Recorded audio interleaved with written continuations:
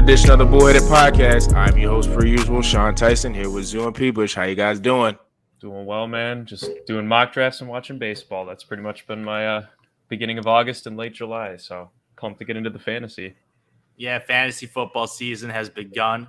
It's been a while. A lot of mock drafting. I've been daily mock drafting every day for the last weekend, man. It's been like probably 2-3 weeks now. I'm constantly mock drafting, man. Seeing some trends and seeing some sleepy picks, man. That I'm still blown away how late some of these guys are going. So Yeah. all these guys No one passing knows on what my they're doing. dudes, man. I'll be eating, man. I'll be eating. Screw Yeah. consensus rankings, man. I go with my own rankings. Confident. Yeah.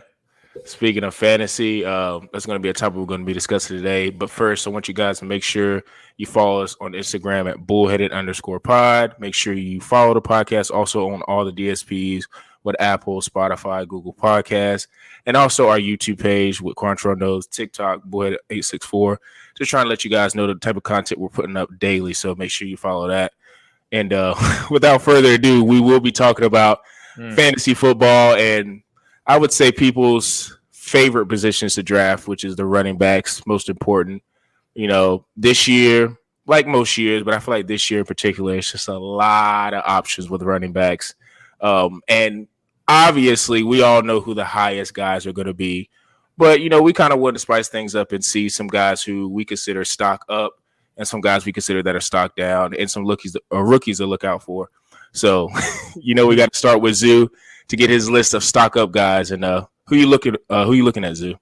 Number one, baby. Number one draft target every single draft. The disrespect to Ezekiel Elliott has gone too far.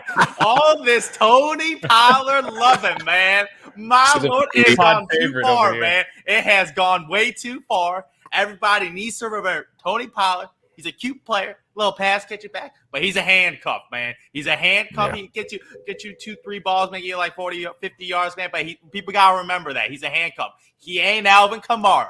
People are like, oh, this dude pass catching back. Ezekiel Elliott gonna turn to Mark Ingram. Stop the disrespect, man. Ezekiel Elliott in the last 5-6 seasons has been an RB1, man. RB1. Ezekiel Elliott does not miss games. The only games that this brother misses is when he gets suspended.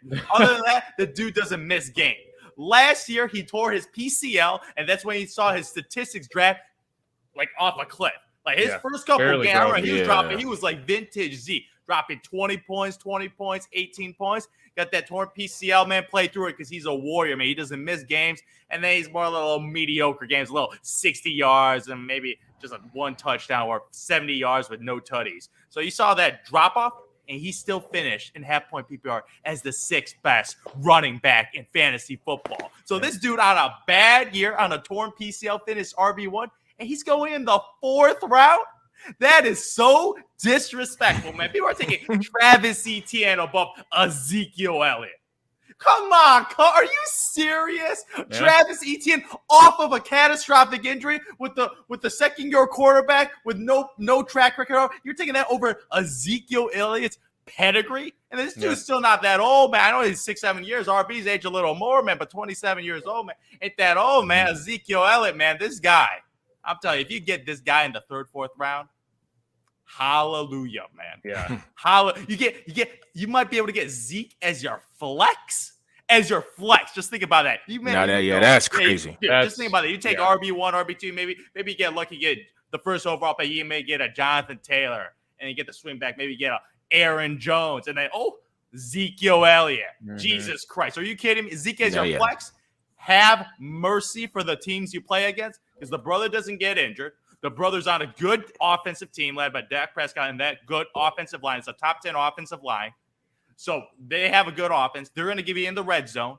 Ezekiel Elliott, the red zone, barbecue chicken, man. That guy at the 1-yard line is just money. He's adding passing to this game. So he ain't like a Nick Chubb who doesn't really like catching the football, man. So he's versatile, even though they got Tony Pollard back there lurking. And people are like hyping him up. I know the biggest Tony Pollard fan, Mr. Sean Tyson, Mr. Tony Pollard hype guy. But I was sleeping on him, man. But if I'm drafting Zeke, I'm obviously getting Tony Pollard. He's going to be a little more pricey. A little more pricier this year compared to previous years where he get in like the 80th, 90th, 100th picks. But now people are hyping him up, thinking he's like the next big thing. but I'm going to sleep on that because all he is going to be on my bench, man. That's all he is. He's a nice Safety blanket. insurance. He's insurance. He's insurance for the insurance. Ferrari. That is Ezekiel Elliott this year, man. Number one league winner this year. No doubt in my mind, man. You think so? No doubt. I guess I'll go kind of along the same lines, too. I'm actually going to say I think Saquon Barkley's being rather undervalued right now, too. I think a couple mock drafts I've done, I've seen him slipping into the third round. I've also seen him taken late second, but that's, kind of just the name recognition aspect, right? Look, he's another year removed from his ACL injury, right? We got new coach in there. We got a revamped offensive line, which I think is easily the biggest aspect for the Giants that they needed to build on last year. I know Daniel Jones is still there, and, God knows how that passing offense is going to be. But look, man, Saquon, I don't know if you saw some of his training camp highlights, man. He looks explosive. He is trucking people over. That's the Saquon that we want. And, if you could get him, if he falls to the third round, like let's say maybe you got a late first rounder, all that, to Zoo's point, if you could get him in that flex position in some way, shape, or form, that'd be ridiculous. Based on your positioning, if you are going to get him in the early third round, you might not be able to get two other solid running backs there. So I think he is a little bit more, he's higher up on the ADP Zoo than Zeke is at this point. And I think it's partially because Zeke's coming off of an injury a little bit more recently than Saquon is. But look, man, I think people forget how good of a dual threat back this guy is. He has the potential to lead that team in both receiving and in rushing, damn near, unless Daniel Jones just starts running for 700 yards in the season. So, I think that it's a risk to take him. I'd argue that it's actually less of a risk than maybe taking Christian McCaffrey. Not saying to take him, top 3 in the first round or anything like that. But if you're looking for a guy that you might be a little hesitant on, Saquon Barkley's not a bad option. So that's one Zoo. That's kind of my sleeper. But I got to say, man, the value with Aaron Jones is ridiculous this year. And I think a lot of people are sleeping on him. He'll end up being probably a top 4 running back this year. That's my prediction. And he's not going there. So I think his PPR, we've talked about this multiple times. They got Alan Lazard, who's, I think, we'll talk about wide receivers at a different podcast here. But Aaron Jones is looking like a PPR monster this year. They might kind of shift him over to the slot, especially with the A.J. Dillon having, pretty viable option as in your backfield for Rodgers there. So, two guys on my end, Aaron Jones obviously going first, but if I could get Aaron Jones and Saquon Barkley at valued lower than where I think they should be, I'm taking those two guys in a heartbeat because Rodgers doesn't have too many other options up there in Green Bay. He does not. MVS and Devontae. He's going to be using Aaron Jones a lot here. And I think they will split carries with Dillon, but I think he'll make up the value, especially if you're at least in a half-point PPR league. I think it's worth it to maybe move up 1 or 2 slots to try and get Aaron Jones, maybe taking him a little earlier than his ADP. It's tough, man. There's a lot of these guys that are stock up this year, but I don't think you can consider Aaron Jones like stock up necessarily, but I do think he's being undervalued. Steady stock. Yeah. He's a steady stock with a little bit of an uptick because of his increase in PPR. We saw what he did to the 49ers, man. Even on Rodgers' bad passing game. I remember, man. He had 9 for like 130 catches. He didn't score, but a really good game. If you're in a full-point PPR or you got him in DraftKings, man, that's 22 points right there, not even taking into account rushing yards. So I don't know, man. I think he's got one of the most consistent values this year, but I'm actually looking at him a bit more than I was last year. All I got to do, bring up Aaron Jones' stats. Last 4 years been RB1. Yeah, RB1, RB2, man. Guaranteed. RB1 to late RB2, early RB2. And now he's got an even more upside. Yeah, and this is the true Alvin Kamara, Mark Ingram season, man. This is the comparison because A.J. Dillon this year, I'm pretty high on A.J. Dillon, man. Like, I feel like he is not just a handcuff now because I'm watching him last year on the ground because he is the red zone guy. I think he's the red zone guy, man. Yep. Those money touches at the 1 yard line. Because I remember I watch every one of those Packers games, man. I got so sad every time they're like, Aaron Jones, get out of here. Moving A.J. Dillon, get that 1 yard tutty. I'm like, oh my Lord, man. They work. Aaron Jones catches the football, get them all the way down. They take his butt out. A.J. Dillon goes in and gets the splashy play, man. And I feel like they're going to use that a lot more this year. But like obviously pointing out, man, they got Lazard out there because they were running Aaron Jones at the slot, man. I feel like he might be pretty much a receiver this year, man. Good flex option. If you can like get pretty much, he is a definition of a flex. He can play RB and wide receiver. Or Daryl. Yeah, exactly. He got good hands, man. He's really, really good. Even on deep routes, he's actually pretty good too. He's not just a dink and dunk guy. He can also run straight out. Man, AJ Dillon, that Green Bay offense, man, with that offensive line, top 5 offensive line this year again, man. Dude, they're going to be running the football because I feel like Aaron Rodgers be a little more passive again this year. I think so, yeah. Just go full running game, controlling the possession, man. So Aaron Rodgers, Open up the Dillon, passing Aaron game. Jones, yeah, exactly, to get Lazard a little more open. But man, those Green Bay boys, to pick both. What do you think about that, Zoo? That's tough, man. The thing is, all these handcuffs that I usually like getting like the 90th, 100th pick, man, they go in early now, man. Yeah. They're going like 6th, 7th round. Like legit, like all these like handcuffs going a little too early. And when I see the receivers down there, I'm like, I'd rather take a receiver that could be dropping like 15 points like on any given weekend. So I'm like, the upside between some of these receivers, because you get some really, really sleepy good receivers this year in the mid rounds, from like rounds like 4 to 7. A lot of those type of guys, and passing on those guys for just a handcuff, that's gonna be tough to do, man. But it's gonna be a hard decision. It's gonna be a hard decision because you know me about my insurance, man. If I'm investing a draft capital on a first round pick and that guy goes down, you're pretty much gonna lose. You need insurance on that guy to get it done, man. Because my lord, without insurance. Perfect example of that was Cook and Madison. Like when I think Cook went down for a little bit. Yeah, Madison was a really big player in terms of that handcuff. I think he could be one of the bigger handcuffs this year. I agree with all you guys. I think I'm slightly higher on Dillon just because I've been reading the reports, and I think to Peebush, you made this point, he might be playing more receiver with Aaron Jones. Dillon towards the end of the year kind of got a little bit more in that traditional running back role and got more carries. And I just wonder if no one in Green Bay emerges as like maybe a number 2 option, like Lazard, maybe what if Lazard is the number 1 option and number 2 is Aaron Jones? Well, if that means Aaron Jones is legitly in the slot, then that's just going to make Dillon a potential RB1. Yeah. And like you say, when it comes to goal line situations, he's going to be in the game because I would rather have AJ Dillon. Nothing against Aaron Jones, but I'd rather have him on the goal line. So that means he's going to be getting a lot more touchdowns. So that's going to be something to monitor because if they're, if the reports are true that they're both on the field for the majority of their plays, then I'm guessing AJ Dillon's the running back in the backfield. So that means that's going to make him a de facto RB1, which if you can get value with that could be something really nice. For me, I think a running back that's kind of getting undervalued, I wouldn't say a lot, but a decent amount is Cam Akers. Because I think Cam Akers, him coming back as RB1, and he's going to be Cam Akers? Yeah, I think he's getting the value because he didn't fish well last year. I don't think. Low value. He's getting the value because he's coming off catastrophic injury. But the thing is, he's going to be the guy for them. And Sean McVay only uses 1 back. He don't use 2 backs. So if there's going to be one guy I think that could be a true RB1, it's going to be Cam Akers. And he can catch out the backfield. So to me, I don't think I think Darrell Henderson and them got a lot of shine last year because Cam Akers was hurt. But Cam Akers got taken in, I think, the 2nd round. I'm not sure. But I think he got taken in the 2nd round, because they, Todd Gurley was a guy, and they're like, okay, we're going to bring in Cam Akers because Todd Gurley went out Todd Gurley put up a lot of stats when he played, but he was injured. So I think Cam Akers, he's going to be the guy for Sean McVay. And I don't think a lot of people are talking about him as being like a tier 2 or tier 3 guy. He's not a tier 1 guy.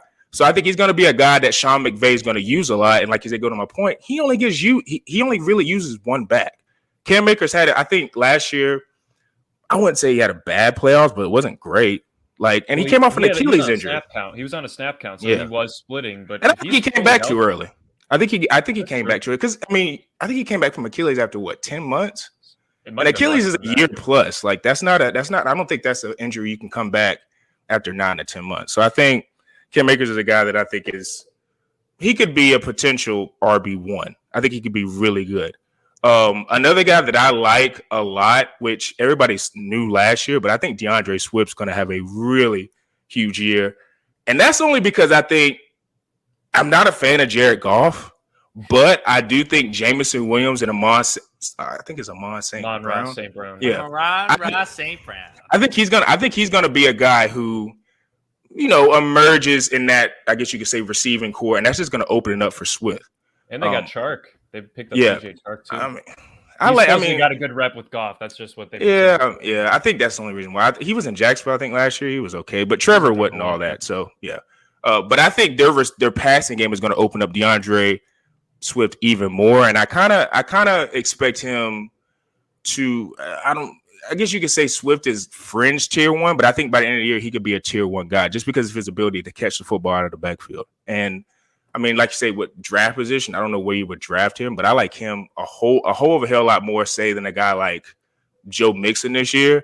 Because I think all the Bengals guys are going to go down. I think they're all going to go down this year. Because I think Cincinnati snuck up on a lot of people. Nobody saw what Joe Burrow was going to do. Jamar Chase, not saying these guys are not great players because they're all great players within their own right, but I think they're all going to kind of have okay, now we're in the league and people know what we're doing.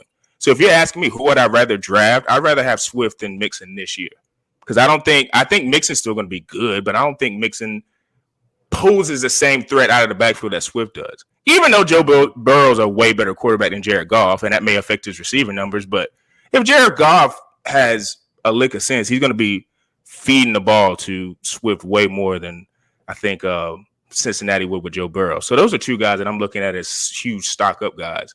I don't know a guy this year that's like going to have that Jonathan Taylor arc because nobody saw Jonathan Taylor coming last year. So I don't know a guy who that could be. Jonathan Taylor was a first round pick last year. But I'm saying that to him being the first overall pick this year, like nobody thought John Taylor was going to be the first overall. He was a top 7 pick. But nobody thought he was going to be the first overall pick last year, Zoo. Nobody thought that. This year he's going to be probably the number 1 overall pick. Everybody thought McCaffrey's going to be the number 1 overall pick. He's not going to be the number 1 overall pick this year. I ain't drafting him number 1 overall. That's all I'm saying. All right. That's all I'm saying. He won't. You're the alien. You're the alien. Like I'm saying, everybody else in fantasy is going to draft you number 1. No, this is how all these rankers do, man. Last year they just look at last year's stats and he finished number 1, so that he's going to finish number 1 again, man. Yeah, that's how they do it. It's like I'm like, okay, he finished number 1. McCaffrey. I'm not touching McCaffrey with a 10-foot pole this year. I don't care where he does. Like he's a guy that I think he's probably going to go top 10. The thing is, all running backs all running backs are injury prone. That's the thing. The way they play the position, you aren't injury prone until you get injured for the first time. Like Christian McCaffrey for his first 3 years didn't miss a single game. Yeah, he played all 16 games. Snaps, Zoo. Yeah, exactly. So the dude was the definition of this dude was Iron Man until he got injured, and then it happening. So all these running backs eventually will get injured. Eventually, just the nature of the position is so damaging to the body. Like people are not meant to run into big guys, 300 pounds, trying to get at you every 2 seconds. Like tackled from every angle. It's tragedy for running backs. So I don't know about all the injury history. I know people have doubts about CMC this year, man. But man, I have a lot of doubts about him. If you look at upside, CMC's upside is higher than he has the highest upside. Exactly. Where would you take CMC? Number 1 overall. You're freaking crazy. Number 1 overall, man. You'll lose that. I guarantee you take CMC. All I got, and this is coming a CMC shareholder for the last 2 years.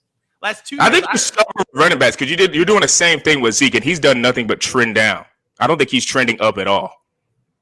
I think you're using the pedigree thing a lot, and I don't know. Pedigree, to me, is way more better backs that you could get. Called consistency, man. I like guys who are consistent. Zeke and CMC have been consistent the last 2 years.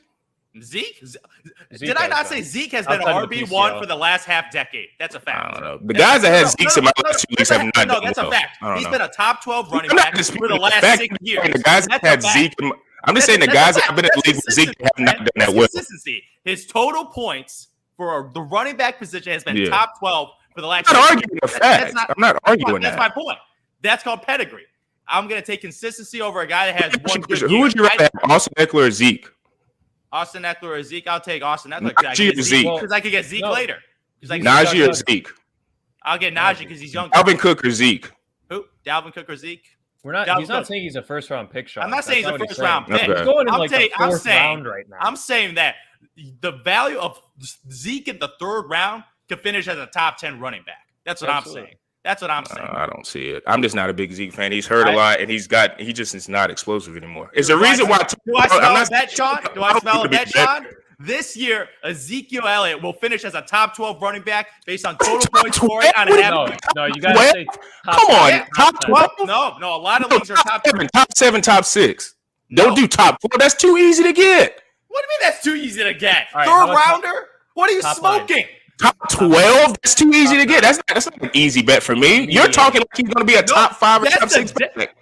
That's the definition of RB1. I don't make the definition. That's the definition of RB1. In fantasy football, 10 to 12 team leagues, a top 12 running back is an RB1. That's what I'm not mad at him. I'm not mad at him if he's to me, I think Zeke is in that tier in between the tier 2 and tier 3. I don't think he can reach tier 1 and all. And if you put a gun in my head, I don't think he's tier 2. So what does that put him as a back? If he's not a top 12 running back, I don't care. You can put him at 12 or 10. I don't care where you put him. All I'm saying is he's a top 12 running back this year in fantasy football. That's all I'm saying. Look, I let him yeah. walk for my dynasty team, Zoo, only because I was paying him too much based on where I auctioned at him last year, right? But now, where he's getting valued at market value in an auction league is about half of what I paid for him last year. So to Sean's point, I agree. I don't think he's going to make the jump to being valued as a first rounder next year. Yeah, I think if he goes in the 4th round, I think he will end up having a better position than where he was drafted. I agree with you there. But I don't know. James Conner, Ezekiel Elliott. That's the last one. Ezekiel Elliott. Shit. I don't think Connor's going to match James Conner guy, but I think he's going to get the touches this year. I don't think he's going to get the touchdowns, though. He had such an insane his touchdown. I just don't know who's the back behind him. I mean, yeah. I mean, Darrell Williams. Darrell Williams is a solid backup. He's a good handcuff. Nice. He was a good handcuff. But I guess you guys could know where my stock down is. I guess I could start with that. Zeke is probably. I'm not saying he's a bad back. You cannot say he's stocked out and not say he's an RB1, man. You cannot say he's stocked out and he finishes RB1. Listen. I have other guys that are stocked down, but since we were talking about Zeke, I just don't like Zeke a lot. I just don't. And I've kind of. So Ezekiel Elliott this year finished averaging 13, 14 fantasy points. If he's in the 4th or 5th, and let me look at a guy let's just say if he's in the 4th round and I have a choice between Ezekiel Elliott and Breece Hall, I'm probably going to see Ezekiel Elliott. But I might regret it. Considering where Breece Hall is, and that's probably a future sight into where my rookies guys are. But I'm just saying, I might regret it. I might because I just don't see I don't know. I just didn't like Zeke last year, and plus I think I'm scarred is because the guys who took, and I think I've been scarred because the last 2 years in my fantasy, the guys that's taken Zeke, they've all been at the bottom of my league. And partly it's because they probably could have got a better running back. And that's probably just me. Maybe Zeke has looked better in other people's leagues, but I'm just saying, he just looked mine. I'm just telling you right now, last year was a bad year. And the only running backs that finished ahead of Zeke were Jonathan Taylor, Austin Eckler, Joe Mixon, Najee Harris, and James Conner. That's a fact. And those guys, James Conner, had an unbelievable season, virtuoso season with the number of touchdowns he converted over last year. The dude was insane. Same thing with Joe Mixon with double-digit touchdowns. Austin Eckler, 12 touchdowns. Jonathan Taylor, 18 touchdowns. So these guys converted in the red zone at an elite rate. And Ezekiel Elliott had an off season, and he still finished number 6. That's not a bad year. He's good, Zoo, but to Sean's point, he's seeing a trend downward. Oh, and I agree. There's a trend downward. But when you're starting at the mountain, you're still on top. Fair. When you start at the tip, you're still on top, man. That ain't coming from nowhere. You not hear me? Your mic. Oh, is it still out? Yeah. RB1, baby. Ezekiel Elliott will finish as a top 12 running back, guaranteed, man. Because the dude is Iron Man. I keep praying that he keeps being Iron Man, but man, if he stays healthy, man, no doubt in my mind in that elite offense they got there with the offensive line, man. Yeah, they do. And look, I guess I think Sean posed this, but where would you take McCaffrey? And I think that's kind of where Zeke is too. It's where will you take him, Zoo? If you were to, you're coming up in late 2nd round. And you're not, going to get another good pick. He might be gone the next time you pick. Would you take the jump to take Zeke? Are you that confident? Or are you just saying if he falls in your lap? It depends who's on the board, man. If there's other younger running backs on the board that can pair up with them. Saying. That's what Sean's saying. No. Sean's saying that he won't be a top 10 running back, man, or top 12, RB1. That's what I'm saying. I'd say I would consider a good season for Zeke. Above expectations is top 9. I would say that would be an unbelievable. You're making arbitrary numbers now, man. I'm just going by the definition. Top 12, RB1. I'm just saying, you're talking about a league winner. You're talking about a league winner for the value in which you drafted them. Yeah, league winner. I think if he makes that jump, that's going to win you the league. If you take Zeke in the 3rd round and he ends up if you take Zeke in the 3rd round and he finishes top 10, Money in the bank, man. Money in the bank, man. Money in the bank. I think to earlier point about McCaffrey, though, I think if people are that hesitant, and I've seen drafts where he falls to about 5 or 6. I've actually seen a couple mock drafts. So if he falls to 5 or 6, I mean, you got to take him. Oh, yeah. I'm not taking him first overall. Might take him third, possibly, just because, it really depends who's gone. If somebody takes Taylor in the first overall pick and then Henry's gone or something like that, I'm probably going to sit there and take McCaffrey. But I don't know, man. I'm a switch to stock down real quick because we've kind of been trending that way. But I got Josh Jacobs in here, man, and I'm not saying he's a great running back to start, but you could argue, man, he's had 1,000-yard seasons every year of his career except for last year, and he rushed for I think like 870 yards or something like that. But the one thing that I found interesting was he had the most receptions of his career last year. I think he had like 55. And Josh McDaniels, man, he's a committee guy. Now they have Kenyon Drake there. They have Brandon Bolden, who played, I believe, with Josh McDaniels out in New England. And McDaniels as a coach, man, never had one running back in any season with New England with over 200 carries and 35 catches because he spreads it around. So I think Jacobs, look, he had 9 touchdowns last year. I think he's going to finish outside the RB20 this year. Really? Outside RB20. I sort of gotta agree with you, man. The offensive line a little shaky. A little shaky. A new head coach with a new offensive scheme. Yep. As you said, man, not going to be a better passing now too. Now a workhorse running back, man. And he's extremely dependent. Like in the last 3 years, he's actually been pretty consistent because he's just been a definition of a workhorse running back. Yep. But he's very touchdown dependent because he's not going to get much receiving yards. He's more of a prototypical running back. So I totally agree with you. Like Josh Jacobs, man, even though I believe in the Raiders going to have a good season this year with obviously additions of Devontae Adams, increasing that offensive repertoire. But at the RB situation, man, Josh Jacobs in those middle 4 or 5 rounds, I'll step back and take a wide receiver instead of Josh Jacobs giving me mediocre 8-point performances. 60 yards and 1 catch, man. That's going to be John Jacobs. I'm trying to think of I guess because we're on stock down. I think an obvious stock down is James Robinson. They said he might be ready for. Oh, dude, he's not even on the radar, man. Yeah, I forgot about him. He's not even drafted, man. I think he's a guy that's kind of just completely off the radar, and that's just because of ETN, which is very unfortunate because James Robinson was one of my super sleeper picks way back in the day. As much as this hurts me to say, because I still think this guy is super talented, I think Antonio Gibson is going to have a little bit of not a superstar type track that I thought he was going to have last year. I think he's just kind of going to be okay. Because for me, even though he was injured with the turf toe stuff and it was just he was in and out of the lineup, I didn't like that on goal line and on important drives that J.D. McKissick was in there. They paid J.D. McKissick, so I guess they think he has a lot of value, which is that's just mind-blowing to me. And then they drafted the guy from Alabama, Brian Robinson, which is more of a downhill runner. But to me, that screams that they're going to maybe try to do running back by committee. So if that's the case, then I think Antonio Gibson's value is just not going to be that high.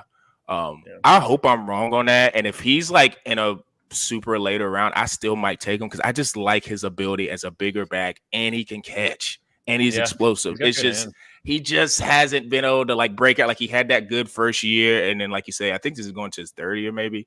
Second year, just he was plagued with that foot. So he was just never fully healthy. So he's a guy that I think that's one that I struggled with, though, because I did not want to put him on the stop. I like him a lot. But you got to look at perspective this year, man. Last year, I was not high on Antonio Gibson because his draft stock was a borderline first, second rounder last year. This year, he's getting picked around the 5th, 6th, 7th round. It's a pretty big range where I see. I think somebody's going to take a chance and take him earlier, and they're going to win on that. I think he might go. I'm telling you, if you get Antonio Gibson in the 5th or 6th round, that's easy draft capital actually. Because last year, even he didn't live up to his hype. Still finished as a top 10 running back last year. Still had 1,000 yards. As you spoke, he got an injury, and at his draft position right now, if you give him as a flex type of dude in the 6th round. Oh, I don't know about that, man. No. I don't know about that, man. But if I get a 6th round, man, I'm looking around. Look at that blasphemy, man. Top 10 running back last year. He was. He was an RB1? He was an RB1 last year. But there's level to this boy, man. Ezekiel Elliott, man, my boy has a resume, man. Has a resume. No, he definitely has a resume. But I will say that if part of what Antonio's, like you say, he was hurt last year, but to your point, he was a top 10 running back. Well, this year, if he's completely healthy and he shows in preseason camp that he's a true RB1, you could get some real value from Antonio Gibson because, if last year he wasn't hurt, and he still was he could have been maybe a top 5 back or a top 6 or 7 back if he wasn't injured. Because he had because I had him on my team. He had a turf toe injury, pretty much from, I don't know, the bye or whenever they had their bye in the middle of the season from then on. So he was just kind of inconsistently in and out the back, and they were trying to manage his touches. So that's a guy that I hated to put on I guess you could say, stock down. And one other guy that I think there was a lot of hype for him going last year because he was a rookie back, and he was part of the committee whatever, was Michael Carter. I don't think he's gonna build. I don't think he's gonna. You thought I was gonna say Herbert? I thought you were gonna say Javonte Williams, dude. I was like, dude, back up for that, man. No, freaking Michael Carter, I think had a chance last year. And I think Breece Hall, they traded up to get him. I think that's not a good sign. That is not a good sign, man. That means they got no belief in you, man. Yeah, they're going to do the committee, but I think Breece might be able to take it by, I guess you could say, the middle of the season, barring injury. For me, Michael Carter this year is pretty much close to undraftable. He's going around the kickers, man. That's a modern playbook, right? He's going around where Justin Tucker can't get selected. So that's Michael Carter, I think he got zero upside, man. I'd rather have Justin Tucker. He's the second RB on. For real. I would too. I'm dead serious on that. 66 yarders in Detroit to get I definitely would rather have Justin Tucker. Yeah, legit, he's undraftable in my books, man. No upside. He's the second RB on a bad New York Jets team, man. So he's undraftable, man. But for me, the other back I can't remember who else was their other back though. They had another one. I don't know. I can't remember. So Michael, another guy, yeah. Relevant. But this year, man, first round. This is a first round pick. I got stocked down this year, man. King Henry. Derrick Henry this year, man. Not mad at that. I'm not touching him, man. The thing about the 300 touch season, man. There's something deadly about that. When you get 300 touches, man, the body is not even. Yeah, man. A Hulk. He looks like the Hulk, man. King Henry looks like the Hulk. But the way the offense is deteriorating right now. Obviously, they lost A.J. Brown. They got a rookie to suffer A.J. Brown. Ryan Tannehill, I've never been a big fan of Ryan Tannehill. The offensive line getting worse. The offensive getting worse. King Henry's it's gonna be harder to run down the lane and get his 25 to 30 touches because that's how he gets those. That's how he gets it done, man. 25. Goal line though. I don't know, man. I don't. The season, man. I feel like this is a season where King Henry regresses a little more, man. Just a little more, man. Because right now he's still going around the top 5, top 7 range, man. I'll be taking my other RBs over King Henry, man, every single time, man. Every single time. Take Dalvin Cook over him? Absolutely, no question about it. I'm taking Dalvin Cook over him. I'm taking Joe Mixon over him. I'm taking Najee Harris over him. I wish we knew what Alvin Kamara's suspension was going to be. That's what I was going to say. Alvin Kamara, man. You know my thoughts about these RB1s? Alvin Kamara has been RB1 for the last 5 years. Yeah. He's been the definition of consistency when he has taken over the job. And this suspension gives someone the opportunity of getting Kamara in the second round. The second round right here. My projection right now, if they gave Deshaun 6, Kamara can't get more than 6. So I'm gonna do a little math. I'm project 4 game suspension. 4 game suspension. It has happened to other running backs before. So that's my projection right now. He's gonna get suspended for 4 games. You take the backup. Hope you can survive without him. But if you get Alvin Kamara ready for the playoffs, and that's your RB2, have mercy on the other team, man. Because you can pair up an Austin Eckler or a Jonathan Taylor, CMC, Dalvin Cook with Alvin Kamara. Have mercy on the other Dalvin team, Cook man. and Alvin Kamara on your team. Jesus Christ, man. Jesus Christ. Because I think with Jameis coming back, the offense will be a lot better this year. With the weapons on the outside, with Jarvis Landry, Chris Olave, man, Michael Thomas coming back this season. Mr. Slant. The offense is going to be improved, man. Give Kamara a little more lanes to run, man. So, Alvin Kamara, man, I'm taking him second round. No brainer. I mean, if he's there, for sure. I honestly, they keep pushing his case back, too. So, we'll see what ends up unfolding there. I have to think it gets done before the season, though.